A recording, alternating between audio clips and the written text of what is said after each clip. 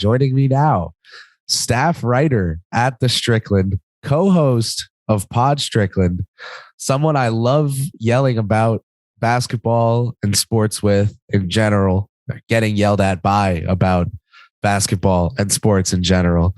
We've got Shwin on for episode 4 of Draft Class. Very excited for this conversation because, as I mentioned in the intro, Shwin is someone I love talking strategy and sports like philosophy with. So yeah, the Knicks have a lot of options on the table coming into this draft. We still have not had the lottery yet, so a lot of stuff to break down here. First of all, how you doing? I'm good. It's 4:51 on Friday, so we're here. The weekend is here, and I'm ready for the weekend. So oh yeah, here we are.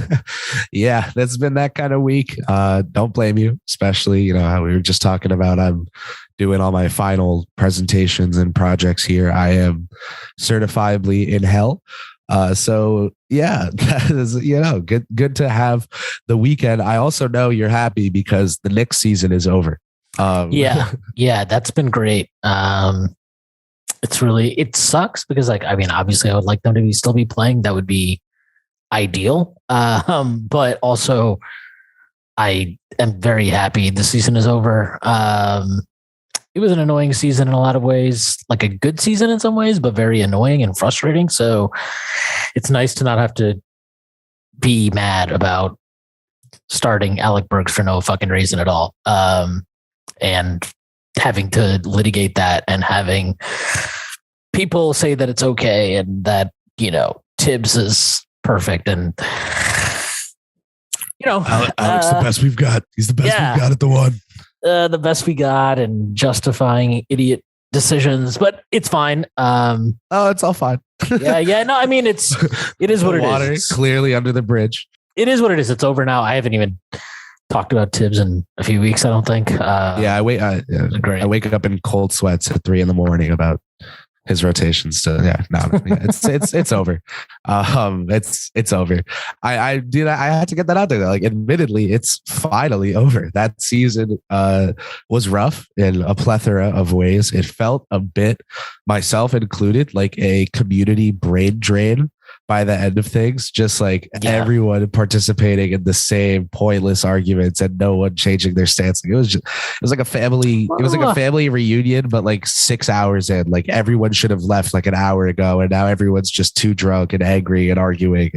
Well, I would say that some people did change their opinions by the end of the season when they were forced to, because by a world pandemic and injuries. Yeah. Well, they were forced to change their opinion because the young guys played and they played really well. And at some point, you just got to admit that you were fucking wrong.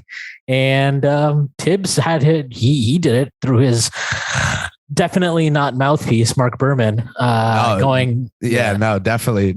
Definitely not. But he went on 7 different fucking Knicks podcasts. And the world tour. Yeah, he did a world tour, and he just let everybody know that Tibbs' big regret was not Tibbs playing. Is sorry. Yeah, not playing quickly and Obi more earlier in the season, which, it is what it is. I guess I just take some satisfaction in having consistently said all year that those guys needed to play more, and that they deserve to play more, and that we would have probably won more games if they had played more, because that's how it worked out. So, again, frustrating season, but not the worst thing in the world.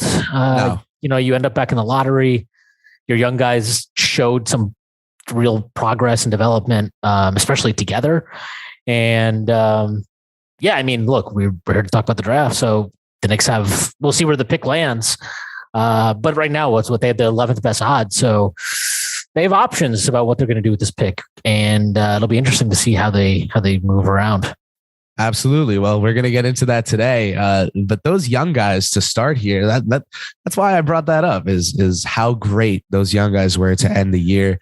And of course, then the discussion on the other end is like, oh, well, do you draft over them? Yada, yada. So to start off, I've kind of started every episode of draft class here.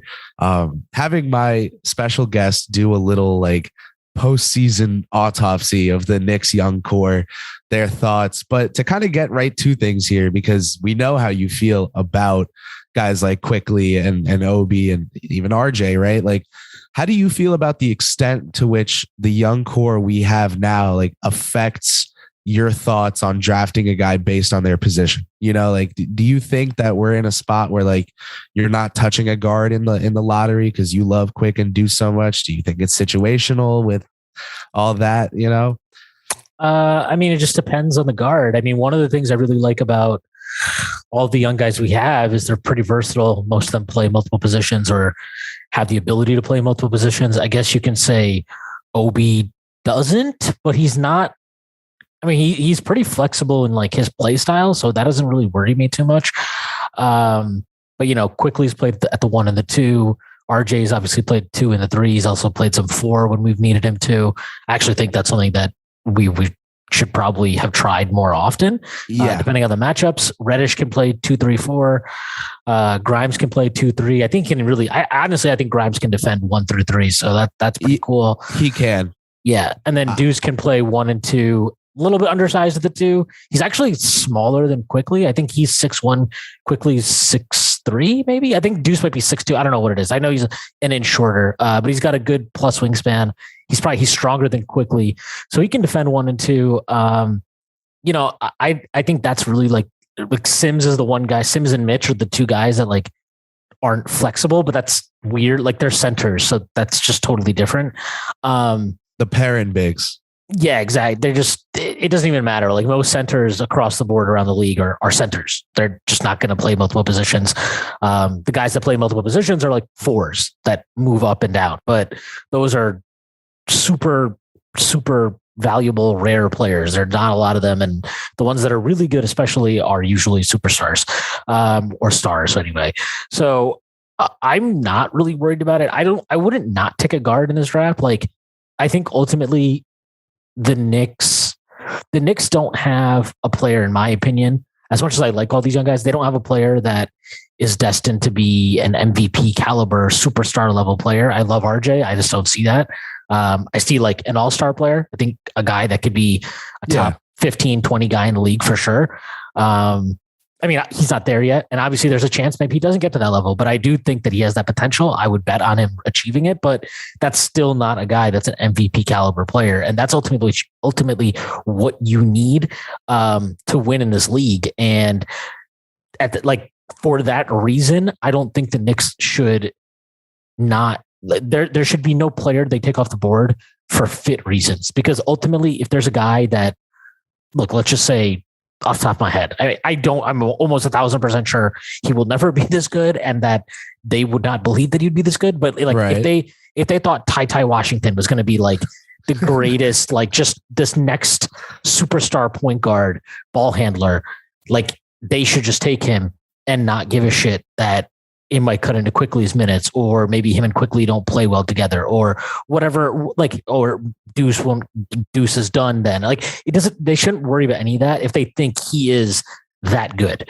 But like, you know, other than that, honestly, Ty is the only guy in the fucking lottery that I would really worry about. I mean, I guess the other one would be Paolo Banchero, but I mean, one, we'd have to move up in the draft.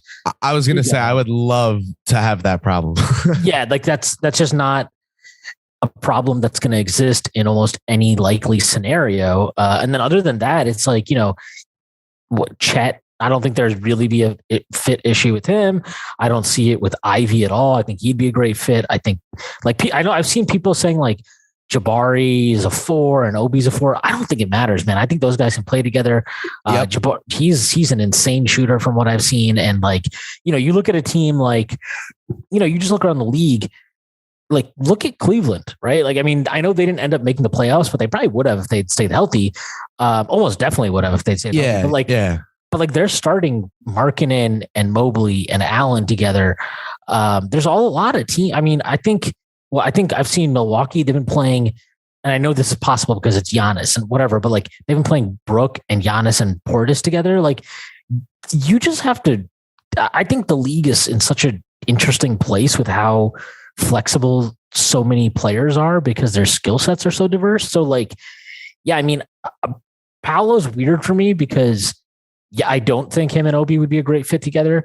But like, if you think Paolo is going to be a superstar or a star or whatever, and has a higher ceiling than Obi, then you should just take him anyway and figure it out. I mean, and to that point, like people like myself, many people were kind of like, well, what is Toronto going to do with Scotty Barnes and Siakam, and how is that going to work? And they worked fine. Like they just played them together and figured it out. And, you know, if that's an issue for Tibbs, that's a Tibbs issue. That shouldn't affect what the front office chooses to do in terms of picking a player in the draft. Because if you think a guy is a star, your concern can't be how do they fit together right now. Your concern needs to be, what's the best way for me to build this team out, looking in the long run to build a championship team? And if you pass on a guy you think is a star because of a fit issue, that's stupid. That's always how you make a mistake. I mean, if Golden State had done that, they wouldn't have drafted Steph Curry. They would have drafted, I don't know, fucking DeMar DeRozan. And him and Monte Ellis could have been chucking up shots together in the Bay Area. But like, oh yeah. But like, you know, the mid-range monsters out there. Yeah. It's just, you just got to winning 32 a year. I know. You just got to take the best player, I think. And, you know, look, I don't have a board this year.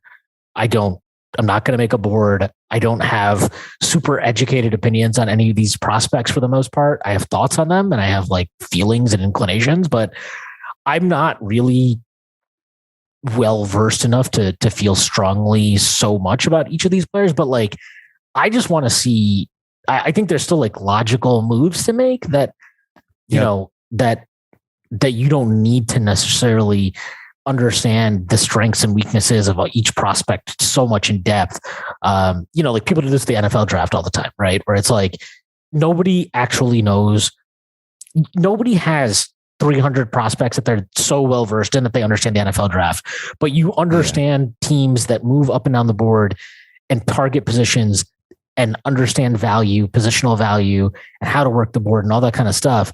And obviously the NBA isn't as variable as that because it's only 2 rounds, but like, I do think there are ways to move around the board and positions that have more value, and just archetypes that have more value. So like, for me, if I'm the Knicks, like, look, I people are so focused on this fucking point guard thing, which I'm personally not because that's why I've been over here hammering the wing agenda. I've been saying, let's get a wing.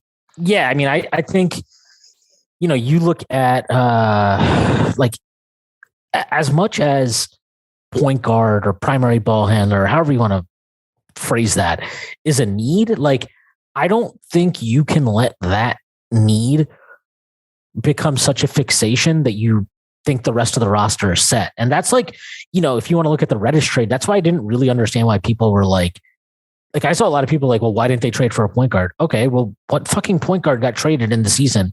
Like, what trade was there to be made? And the Knicks can't not make a trade for Reddish. Ricky Rubio, right? And he was a salary dump, and he's 30 something. Yeah, he was dumped just because he got hurt, and they wanted to try and get LeVert to give them some more ball handling. Cleveland, but like, yeah, like Reddish, like you can't not acquire talent at other positions because you're still not good enough at other positions. Like the Knicks wing players aren't bad, but you could watch. I mean, if you go back and watch some of these games, like you can see there are matchups where they're undersized and they're out athleted.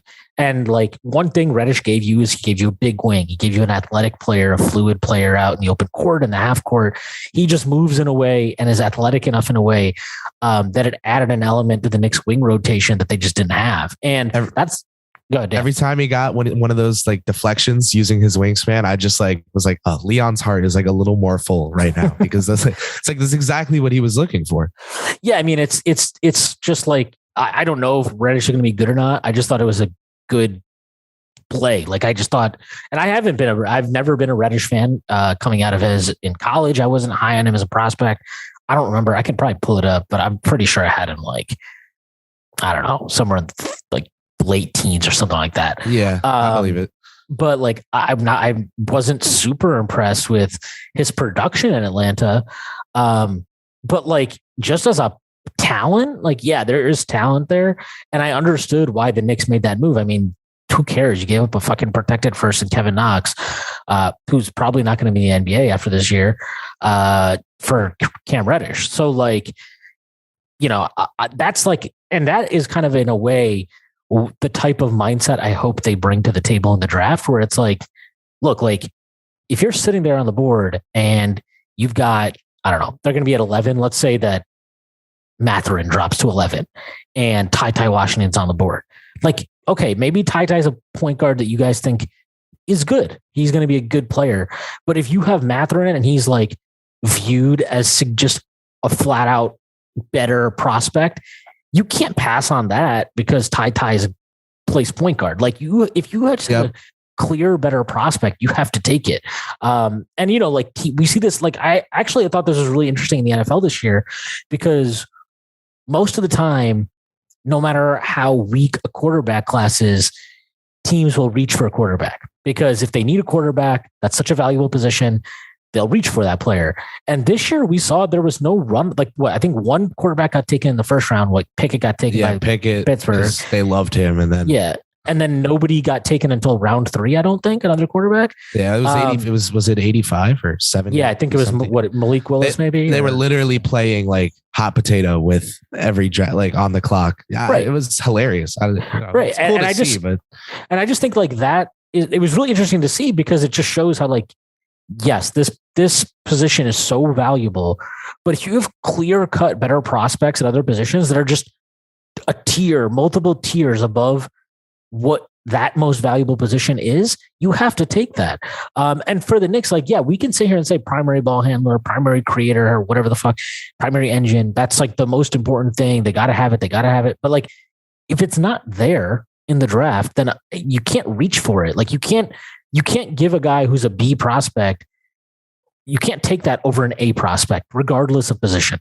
And I think literally the only position where I will accept that like you need to be very weary of kind of like doubling up and blocking and playing time and not duplicating talent and maybe sometimes ignoring value to an extent is center, because centers can't play together. They just can't. Like most of the time of the time they can't. Now, if you get like a freak like Mobley, that works because he's so versatile and he can play the 4 right now. But like, if the Knicks are in a position where, or the other side of freak with like Kelly Olynyk was just the most like average.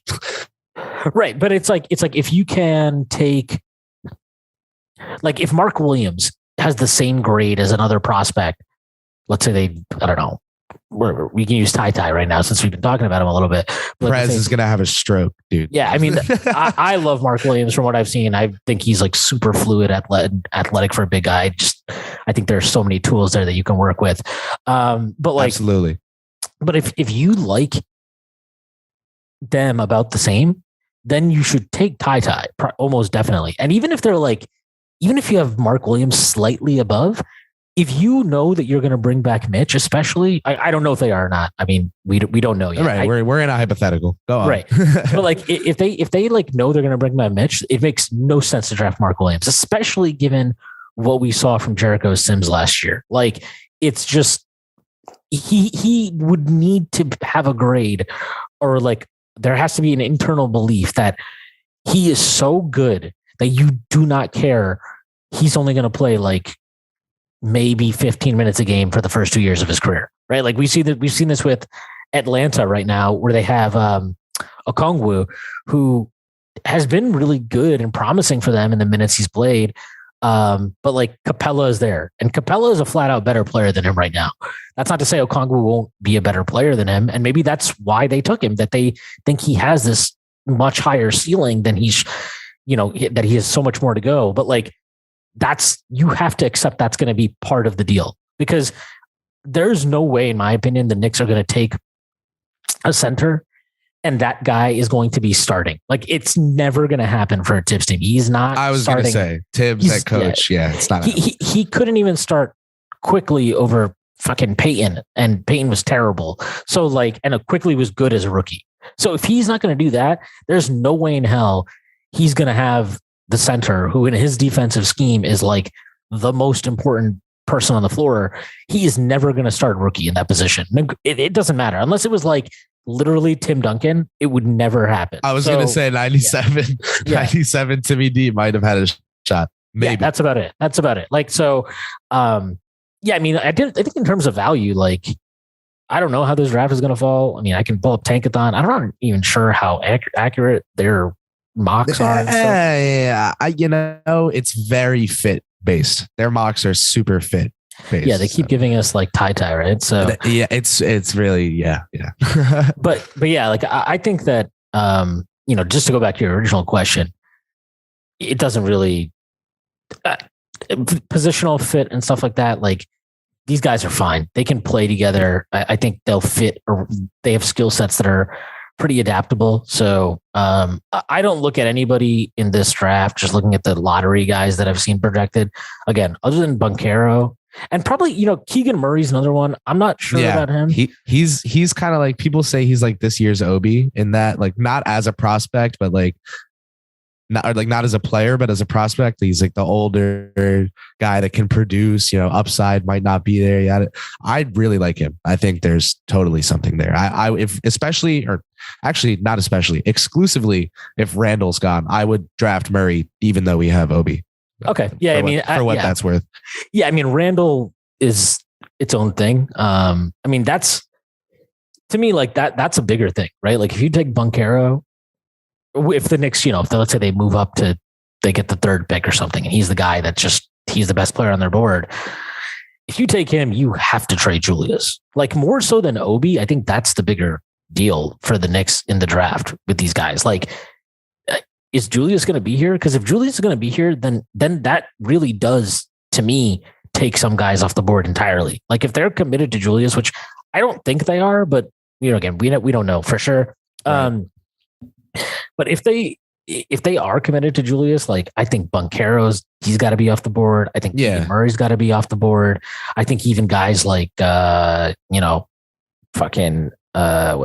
his name? This one guy I was just thinking about. Tari Eason. Yeah, Tari Eason should probably be off the board. Jeremy Sohan should probably be off the board. Like, they're just guys that get eliminated as soon as, if you tell me Randall's in the mix. But like, that's when you start looking at Dyson Daniels over, Keegan. That's when you start looking at Halliburton over Obi, to bring back my literal least favorite debate of all time. That's where that stuff kind of starts to matter. To circle back quickly on a point you made earlier, just because you did tweet about Zaire the other day, like, before that 19th pick, before we knew they were trading it, I was like, I would like them to leave this first round with a twitchy athletic wing project, like, whether it's Zaire, maybe even if it's Trey Murphy, someone like long that they could develop into something. They loved both Zaire and Trey. Both were gone at 19, and that they traded out, and then went and got Cam Reddish, who's like a long twitchy wing who needs a lot of development.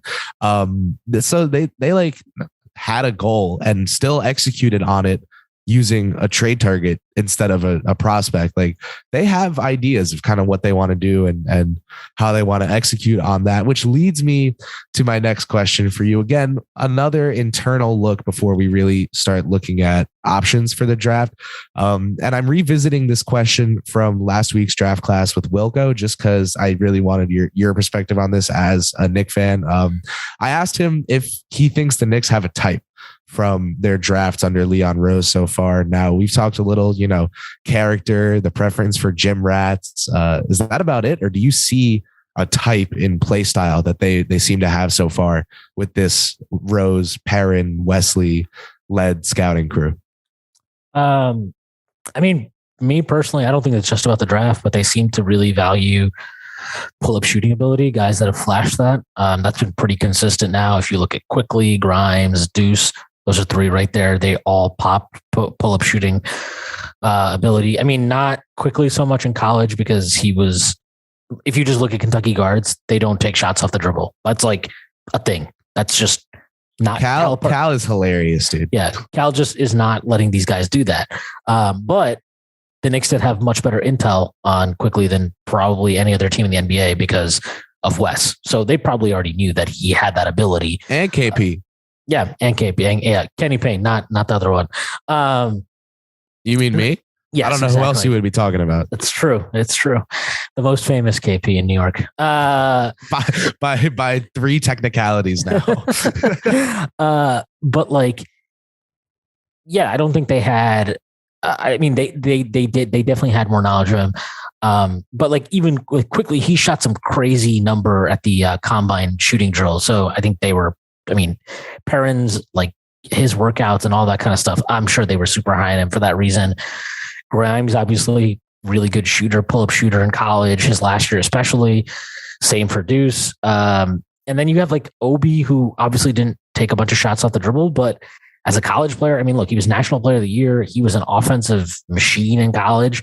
I remember I could probably pull it up in my email somewhere, but like, if you look at his synergy from college, his synergy stats, they're insane. He's basically elite at. Oh, he was straight up just God. Like he was their hub. He was their like playmaker to a degree. I know he had his point guards, but like he just was Dayton basketball, and not just on the court, like off the court too. Like Obi Toppin was Dayton basketball. They call him the mayor, right? Like this kid is larger than life, like personality. And then he was doing that on the court too. Like I could totally see how Leon Rose, someone who worked with stars for so long and saw different attitudes from different stars, like just saw Obi Toppin and was like, holy crap, like Sam, you're representing this kid. We are keeping this kid close to the chest. They love him. The Knicks love him. Yeah. So I just think that, that's definitely something that they really look into. I think they have shown that they like guys that are able to play multiple positions. Even Obi, like, I don't know. I mean, Tibbs obviously doesn't view him this way. I don't know if the front office feels different, but he's a guy who played a bunch of 5 in college. He's obviously played exclusively at the 4, basically in the NBA, but he did play 4 and 5 in college. So maybe that's something they think internally that is there down the line.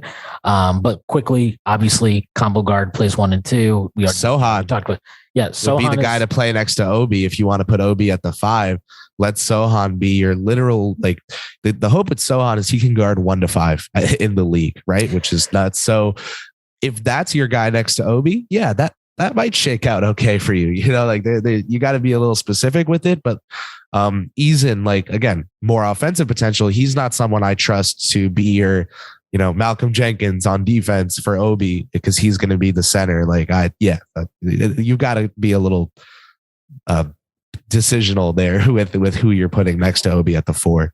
I get the no Julius thing, honestly, but it's annoying that we have no better options than trying it and they didn't try it. But I get why they don't want to do it, or Tibbs doesn't want to do it. Yeah, I mean, it is what it is. Again, there's no point even arguing it at this point. But like I just think that there are definitely certain attributes, like plus wingspan is another one. Quickly has a huge wingspan for his size. I think he's 6'9". Yeah, 6'9" and that's wingspan. plus 6 inches off his 6 height, which is just. I think Deuce is plus 7. Obi is plus like 4 or 5 or something. Sims is not a huge wingspan guy. That's like, but he was also the 58th pick. So, what the hell are you going to do there? And then you have, obviously, Rokas is like the one guy who I don't know if he's a plus wingspan guy, but he's a really big guard. He's like 6'5", I think. So he's not like a small guard. He's like a pretty big primary, and he's not a great pull-up shooter in terms of the ability to get off volume, but he is really efficient on the pull-up shots he does take. So, I mean, I think pull-up shooting is definitely something that they value a lot.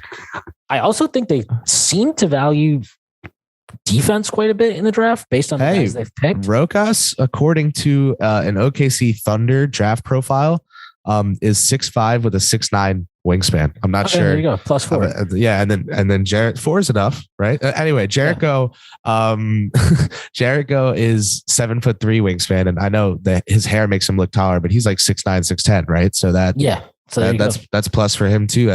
There's your type to a degree as well, Yeah, so I think those are all attributes they look for. So like that's why I've been kind of the opinion that if there is somebody that they're maybe higher on than consensus or higher on than most other teams and boards, it's probably Shaedon Sharpe, because he does have, I know he didn't play this year at all, but like if you look at the clips of him, clearly got pull-up shooting. That's like the basis foundation of his offensive game.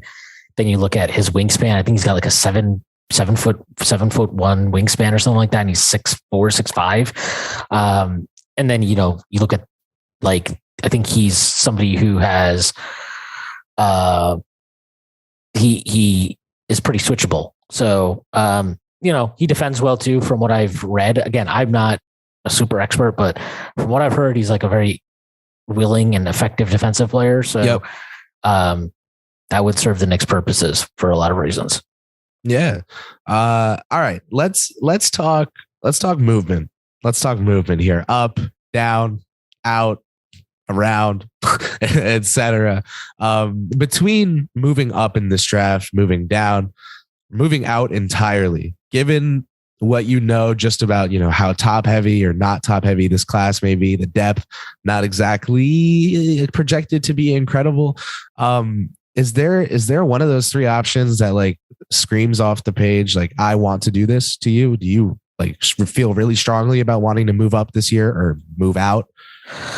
I would say I don't want to move out unless it's like, for an actual, like, I don't really understand the idea. I know John has been kind of pushing the idea that the Knicks will not use this pick. I don't really agree with that. Like, they've been pretty, I guess, I don't know what the right word is, but they've been like very committed in each year into using the draft. Like, you might disagree, like people can disagree about how they've moved around the board and stuff, but they came out with two guys in the first draft and extra draft picks. They came out with 4 guys in last year's draft and extra draft picks. So like, they definitely seem to me, and they haven't traded out, like they traded out a protected first and a second round pick, and then used it to draft, quote unquote, like a 22-year-old Cam Reddish. Yeah. Right. So like, I don't think they'll just trade the pick because they're so desperate to like move or up. Like, I don't think they're going to trade the pick just to get like some okay upgrade at a position. And the other thing I would say too is like, I don't think they're in a position to toss away the chance of the lottery talent. Like, this is hopefully their last time in the lottery for a while. Like, you should use that opportunity, like value it, because you might not have access to the type of caliber of talent you're going to see that you see at the top of drafts moving forward for them. So I definitely don't think they should trade it. I think there's enough guys from what I've read and heard and seen being the least of those things. But like, I think there's enough talent that they should feel pretty good about, if they don't move up, if they stay at 11, about the caliber of guys that could drop them. But if I was to choose, I would like them to move up. I think that because this is their last chance in the lottery, probably, hopefully again, for a little while. Yeah. If they love somebody at the top of this draft, they shouldn't feel like moving up from 11 is a lot easier to do than moving up from 19. Like they were. Oh yeah. I was going to say 18. Exactly. Yeah. So if there's somebody they really like that they think is going to drop to that drops to 5, 6, something like that. 4 or 5, 6. Yeah. Like, I think they should definitely be aggressive about trying to move up because, it's a lot easier to do from this position than it was before. Obviously, if the pick just jumps, that would be ideal. Then we don't have to worry about any of this shit. But, for what it is right now, if they stay at 11, I think I would like them to trade up. But even if they don't trade up, that to me does not mean they should not use the draft pick. They should still use the draft pick. Like you talked about a bunch of guys that might still be on the board. I mean, but like if you look at, I'm just looking at Dankathon, but it's like, Daniels, Mathurin, one of these guys will fall. Yeah, Duran, Mark Williams, Johnny Davis, Malachi Branham, who I know some people are really high on. He's cool, yeah. Yeah, Usman Jang, who I think people are getting kind of very high on based on what he's shown. And then, Tari Eason, like there's going to be plenty of guys that have talent that people are fairly high on. I would not trade that pick just to trade it unless you're getting a legitimate, serious level upgrade at like, if someone's banging down your door to try to get one of those guys and you don't care for them too much, then okay, I get it. But like Duren probably going to go top 6 to 8. We know teams end up biting on that athleticism and what he's, kind of showcased in regards to playmaking potential. Even like there might be a guy in there who is doing more than just kicking out off the short roll, and like that could be really good. Duren, you have guys like Mathurin might go earlier too, just athletically, right? But Dyson Daniels, hopefully Sohan falls to us if we stay at 11. I hope. But if he doesn't, then that pushes someone else down the board, right? So, like you said, there's a lot of guys in this range that the Knicks should be interested in, for the reason that their skill set could benefit the team. I've talked a lot on these first 3 episodes here about my desire to kind of drop a 4th Infinity Stone into our wing rotation. We love RJ, Grimes, and Cam, and we love that they're complementary to each other. Go get him a Jeremy Sohan who can literally just screw up the court, like just go destroy things defensively, switch all over, go get gritty, go get boards, I give him one of those. There's a lot of stuff the Knicks can do here that's just like really, really enticing, even if it does involve staying at 11. But because you brought up moving up, what kind of package are you willing to send out if we were to get ourselves into that top 4, 5, 6 range, whether it's for an Ivy or a Sharp or, one of those guys? Yeah, I mean, so again, like not really having done a board and not having strong opinions on these prospects as in terms of what their ceiling is, what I think they're going to be in the NBA. But like, that the ultimate thing is what you're trading up for. What you're willing to give up is all predicated on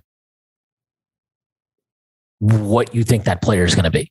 So if you think Shaedon Sharpe or Jaden Ivey is going to be a superstar or a star or whatever, you're obviously going to be more willing to give. You're going to be willing to give up more than you would if you just think he's going to be like a really good player, like a really good, maybe multiple all-star, but not a superstar, not that type of player. That changes things. But like, I'll put it this way. I know that there are a lot of people on Knicks Twitter, and I'm sure in the organization and wherever, that love Deuce. Like I wouldn't feel, I would be very okay with moving Deuce and I don't think he's going to move the needle much because he was the 36th pick that barely played this year. But like that, like for just as an example, that's like a player you can't feel any, like, I don't think they should feel any attachment to him in the sense of if that's the cost of doing business to get a guy at the top of the draft that you want, like, then just do it.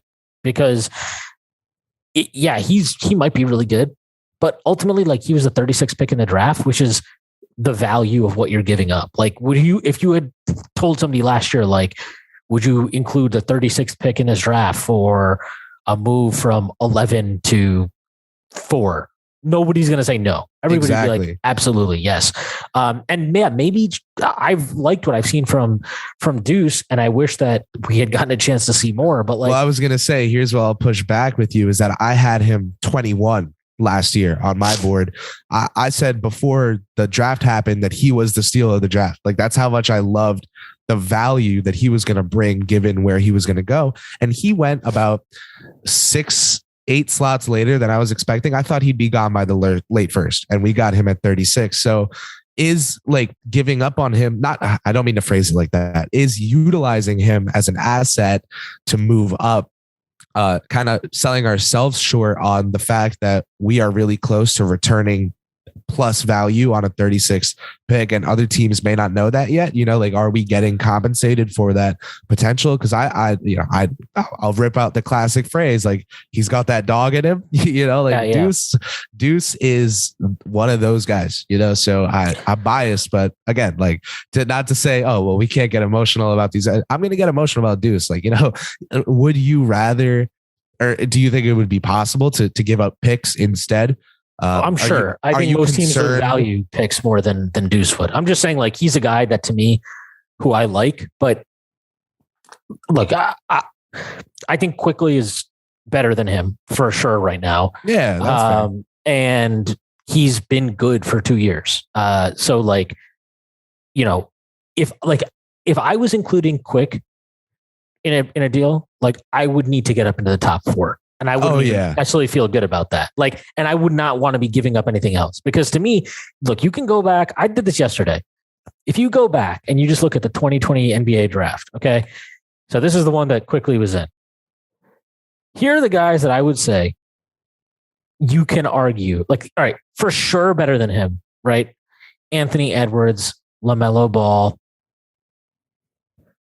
Those are the only 2 in the draft that I would say definitively 100%, no doubt about it, better than him. And I will say, not for the will be, but just especially because of the opportunity he's gotten. I can't ignore Bane here. But I also know now he's getting overhyped, sadly. I was always pushing that he's underhyped train, but now it's a little too much.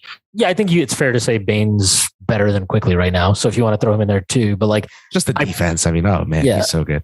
I personally think Quickly is going to be a better player long term, but we'll see. I mean, that's also a bet. But like, I'm with you. Yeah, and then the other guys that I would say that like most people in the league and around, you know, people that just follow the NBA, and I don't think any of these are unreasonable.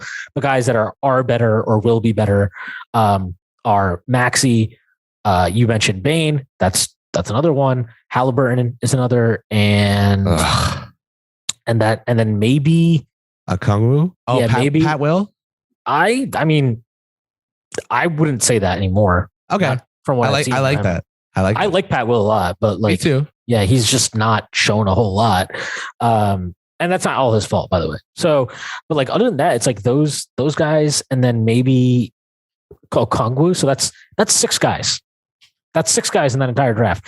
And I guess, I mean, I wouldn't, somebody like that loves, you know, Boston sports might say Peyton Pritchard. I wouldn't even, I wouldn't. I think he's good though. I like Peyton Pritchard. He is unironically good. Like, he is not a meme player. Like a lot of people on Twitter like to make him out to be, but he is not Emmanuel Quickly, and that's okay. But he's just, it's true. He's good though. But like, yeah, so that's 6 guys. So to me, what you're talking about is, and then look, there's some guys that you can argue down the line, you believe in them, they're going to be better, right? So like, I don't see it. I know people love Poku. I think he's just a fucking meme. Like, he is actually a meme player to me. I don't care about him. I think like you can argue Pokushevsky. I'm not going to respect him. You could argue, like, I like Devin Vassell a lot. I think I liked what I saw of him this year. I could see a world where he's better than Quickly down the line. Obi, I mean, flat out Obi's on the team. Like, I think he might end up being better than Quickly. I wouldn't bet on it. I think Quickly has a higher ceiling, but it's possible for sure. Obi's a talent in his own right. Obi is hilarious because like the way he can control his body and finish at the rim and see the court and pass the rock, and then he just like can't back down Dean Wade. And I like, yeah, and I guess funny. I guess the other 2 guys I could see people, and I'm not unreasonably preferring over Quickly, would be Sadiq Bey and Jaden McDaniels. Like, I personally, I don't see that with Bey, but he's a good player. McDaniels I can see just because he's such a freaky, like, the position. He's so versatile defensively. He's already really, really good on defense. The shot looks there. Not much off the dribble yet with him, but like, I can understand why. And he's a huge, like, what is he, like 6'9", 6'10", super flexible with wingspan, all that kind of stuff. Like, he's got all the physical tools. So I can understand that. So that's like, but ultimately that's 8 guys, 8-9 guys. Like, talking about a guy that's basically a top 10 pick in that draft, essentially now, when you're looking back at it, like, if I'm moving up, if I'm including him in a trade, like, that needs to mean that the rest of the package is like, that's the package. 11 and Quickly can be the package, and I have to get up into the top 4 to get that. And this is what I was talking about with Deuce, is like valuing a guy with how good he is and not where he was taken, you know, like. Yeah, it's just harder and I say this admittedly, like, it's harder for me because I didn't do a board last year, so I didn't really get into the nitty gritty of it. And ultimately, like all I can judge him on is what I've seen of him in the NBA. And I've liked you what I've weren't seen. grinding Westchester tape, you fraud. I know. I was not. But like all I can judge him on is that. And I've liked what I've seen. I've been pretty impressed actually by what I've seen, but not enough to the point where like, if I think a guy like Jaden Ivey or Shaden Sharp is there. Oh yeah. And that's like what I need to like, I will do that. And that's kind of where I am with Quickly, where it's like, you have to believe that Shaden Sharp or Jaden Ivey are going to be stars, like 100% perennial all-star, multiple all-star level player. That's the minimum they have to be multiple all-star level player for me to be comfortable making that deal. Because to me, Quickly is a player, like what did he average? I think he averaged something like 21, 7 and 7 per 36 after the all-star break. I don't know the per 30. I just know it was like 15, 4 and 5. Yeah, I'm pretty sure it's basically 21, 7 and 7 after the all-star. I know it is. So like 16, 5 and 5 in 21 games since March 1st. Yeah, I mean it's basically like so to me that the level he played at, the production he played at was pretty close to all-star level play. And when he did get more minutes, he produced more. Like that's basically what you want to see from a young player. Obviously, he had those 2 triple doubles at the end of the year. Like that's a massive leap. And so to me, if you're giving that up, you better be damn sure what you're getting back in that deal. The player that you're taking at 4 or 5 or whatever you're trading up to, that guy has to be a multiple all-star. That he has to be. And someone like, you would take if you were at 2 and that you're happy is there at 4 or 5, you know? So like I Quickly is really tough for me. Obi is another one. Like I just don't know. Like I literally don't know because he played, he started like 10 games or something at the end of the year. Thanks, Tom. Yeah. He started 10 games last season and averaged 23, 7 and 3 assists on the dot, something like that. I mean, just beautiful. Or it was 21, 7 and 3 assists as a starter. That sounds right. Yeah. And he just doesn't like, he just didn't get extended minutes very often. And so I think he can be really, really good, but I don't know that for sure. And I think people around the NBA would not value him like that. Even if they believe like they're not going to give you that, they're not going to treat him like that at the negotiating table. Exactly. So they have no reason to. So to me, like if you're the Knicks, can you get up from 11 to 4 or 5? I think more realistically, I think 5 to 8 is the range where they could probably trade up to. But like, can you give up next year's pick, top 3 protected, and then it becomes unprotected to move up in the draft? Like that to me is, I don't know how I'd feel about it. Like in terms of, in the sense that, again, I don't admittedly know these prospects well enough and have strong enough opinions about them to say they should or shouldn't do it. But if you really like a guy, I think that's a package you need to be willing to give up. Like if they think Shaden Sharp or Jaden Ivey or fucking Jabari Smith or not Jabari Smith, whatever the fuck's his name. Keegan? Yeah, whatever. If you just if you just think one of these guys is so good and you can't risk another team taking him, and that he's not going to get to 11, then like, yeah, you should be willing to make that move, in my opinion. Like that's a move that you should be willing to make. Will they? I don't know. I have no idea. But man, I do think this is a time for them to be aggressive, and in terms of trading up, I think this is a good moment for them to do it. Love it. Quickly, you can literally just one word answer this. Does that, and especially giving up picks, would that concern you in regards to future star trades, or are you just trust Brock? Or sorry, say that again. Would giving up like picks to move up, would that concern you in regards to future star trades? And what we have left in the asset chest, or are you just all in on Brock here? Not really. I mean, look, I think the Knicks are. If they trade their pick next year, in addition to their pick this year to move up, they'd still have that Dallas first next year. And they'd still have all their other future firsts to trade. So like that should be enough in terms of draft composition if you do make a star trade to pull the trigger. And the other part of it is that like the Knicks need to develop their own young talent. And potentially those guys can then be the headliners of a star trade. As an example, I think if Memphis wanted to trade, like, let's say, I don't know, fucking, I'm trying to think of like a team that has, like, let's say that Washington they decide, you know what, Beal is not it. We're not going anywhere with this guy. Let's just get what we can get for him in a sign and trade or whatever. And let's say Beal, for some reason, wants to go to Memphis. Okay. Like, I think Memphis they have players that now have like real value in their own right. Like, I mean, we talked about Bane, right? If they went out this offseason and were like, you know what, we don't like Desmond Bane anymore, we want to trade him. How many picks would they get for him? What picks would they get for them? I think if you told me the Knicks traded the 11th pick in the draft for Desmond Bane, I'd be like, that's great value. Amazing. Great trade. Like, so that, like, the Knicks need to they need to get young guys, and they have to play these young guys and establish their value at that level. And maybe that doesn't happen. You know, like, look, I'm as big a supporter of Quickly and Obi as there is out there, but like, maybe you play them more minutes and they just don't turn out the way I think they will.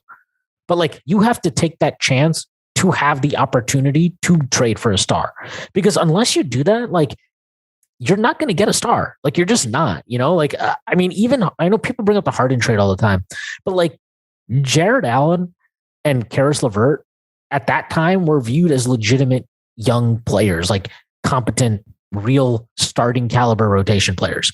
The Knicks right now, look, however we feel about Quickly and Obi does not matter, because all that people around the NBA saw are two guys that played, I think Quickly averaged like 25 a night or something. And that was only because, it was 21 a night before the end of the season. So, right. And then Obi averaged I think he averaged 17 for the season. So like, they're not viewed in that same way because they haven't had that opportunity. So when you're trading them, they're not viewed as like I just said about Bane, right? Like, I don't even think Memphis would trade him just for the 11th pick, to be honest, right? Like, I don't think they would, but like, that's the value he carries because he got more minutes and he capitalized on his opportunities. Now, we don't know what these guys would have done with more minutes, but what we saw at the end of the year, if you had given them that opportunity earlier in the season and they had played around the level that we saw towards the end of the year, now you're talking about a totally different proposition, right? Like, could a player like Quickly, who averaged, again, 21, 7 and 7 or whatever per 36 after the All-Star break, if he had gotten 30 minutes a night, let's say he's averaging 18, 6 and 6 or something. If you offered him, what would a team give up in trade? Like, could you get the 5th pick just for Quickly? I don't know. We have no idea. I have no idea how to value I guess we'll never know. We won't know, because like, if you honestly, I don't think this is crazy, but like, if you told me a team was had the 7th pick overall right now, and they offered that for Desmond Bane, that wouldn't surprise me at all. And I don't even think that's bad. I think that's fine. I would be like, yeah, okay, I get that. I get it. Like, what is he averaging right now in the playoffs? You know, like, this is a guy he was their best player against Minnesota, and that's not a stat, but that was true. So, right. So noteworthy. And I'm genuinely like open to the idea that I'm super overvaluing Bane or something, but I really don't think I am. Like, for the season, he averaged 18, just under 3 assists, 4.5 rebounds on 46, 43.5 from 3, 90 splits. Yeah, he's hilarious. I had him 12 on my board that year. I remember Spencer was like really driving the hype train for Dez. But I had him like lottery, and I was like, I had him over both Hallie and Wiseman. And I think that might not age poorly. We have to see about Hallie, but yeah, I had him over both those guys also. But like, yeah, I mean, look, in the playoffs, this is just what he's averaging right now in the playoffs. 19 points, 19.5 points, 1.8 assists, 4 rebounds, just under a steal and just under a block in 36.5 minutes a game. He's shooting, these are splits, which are insane. 46.9, 45.3 from 3, 87% at the line. Like, I don't know what that is worth exactly, But if you told me the Knicks offered the 11th pick for that, or a team offered the 7th pick or 6th pick or something, like, I don't know. I don't think that's that crazy at all. Like that, he's played at a super high level. So my point is, like, I don't think the Knicks should care about giving up draft comp as much as giving up these young guys, because I think the best opportunity you're going to have to trade for a star. Like, to me, there's two ways for the Knicks to trade for it, or to get a star. It's either you draft one or you trade for one, because free agency is probably out of the question at this point. How do you trade for one? Like, you have to have good players to throw in a deal on top of draft comp. Probably more important than the draft comp is that. So would it worry me to give up picks to move up? Not especially. If they think the guy they're going to get is that good, that wouldn't worry me at all, because either they think he's going to be a star or they think he's going to be good enough to eventually trade for a star. Right. So I wouldn't worry about that too much. Obviously, if it's like, you're trading for a first or something, that's a little bit different. Yeah. But like ludicrous. Yeah. There's definitely a price where if it's like I said, this year's first, next year's top 3 protected or something, maybe you have to throw in a swap, throw in deuce. Like, I would do that. You could stomach it. Yeah. I feel you.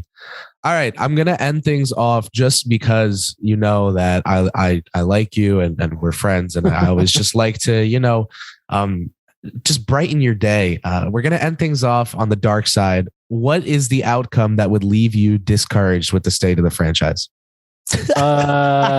Probably anything involving keeping Randall, like prioritizing Randall. So any move that clearly prioritizes him would be very problematic for me. So like if they traded Obi to keep him. Oh yeah, no. Yeah, that would really piss me off. I would be actually like totally out in the front office if they traded Obi and clearly were. They would literally never. Like, they love him so much. That move, we would both have meltdowns, like, publicly. Yeah. Yeah. I mean, like, I'm not saying that they can't never trade Obi, but like, you cannot trade Obi because you want to put pieces around Julius Randle. Like, that's just, it's stupid. About why they're doing things, not the things. Like, I'll be like, I will not trade Emmanuel Quickly for De'Aaron Fox. And everyone's like, you wouldn't trade Quickly for anyone. You're an idiot. I'm like, no, I would trade Quickly for XYZ right now, just not this. And it's all situational. So yeah, no, it depends. Very circumstantial. So that would be one. I think like, if they trade 11 just to get, like, I'm trying to think of some veteran who might be on the market or something that would fit a need for us. Like, if they just trade 11 to get Malcolm Brogdon or something like that, would be. I was going to think more wholly uninspiring move. Think let Mitch walk, trade 11 for a starting center, like someone ass. that would like if you let Mitch walk and you trade 11 for Miles Turner, I would be. That's it. Off that. That's the one. I would hate have a meltdown publicly. Yeah, I would really not like that at all. I'd be very out on them. Like, I can understand that one more than the Randall stuff, but like, I would still hate it. I would not like it. I think it'd be a terrible value move. So stuff like that, like trading the pick for a guy who doesn't truly move the needle, to me that would be. Yeah, if they do that, that would suck so much, and I would be very, very out on them. That would be like, I'm literally too young for this, but that would be like a classic, like Isaiah Thomas Knicks, right? Would be. I mean, that's what they did. You were having too much fun. I needed to shut it down. That's why I brought this. I mean, that's what they did. They traded the 7th pick in Camby for Antonio McDyess, and that pick ended up being Nene, but it could have been Amari Stoudemire, who was the 9th pick in the draft. Who they then maxed later. Right. Who they later Perfect. maxed. That means we now know the Knicks will be maxing Jamal Murray at some point too. Probably. All right.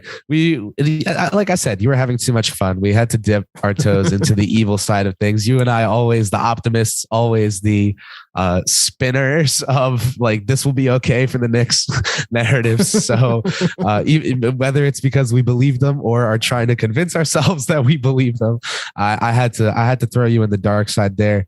As we wrap up, now it's time for the classic KFS close out. Any plugs, Shwin? Anything you want to plug? Anything you want our listeners to go check out after this episode?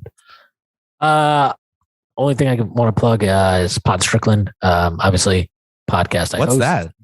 It's a podcast I host Oh, with Prez and with Stacy. Check that out. Check out all the work that we're doing over at the Strickland. Right now, I think everybody is enjoying, again, the Knicks not playing. So not too much writing content at the moment, but we'll be picking that stuff back up. And yeah, other than that, just the pods, all the pods. Prez doing a really good job with Draft Strickland himself. Then we got the mailbags. There's a ton of podcast content on there. So yeah, check out everything that we're doing over with the Pod Strickland and all the other Strickland pods that we have.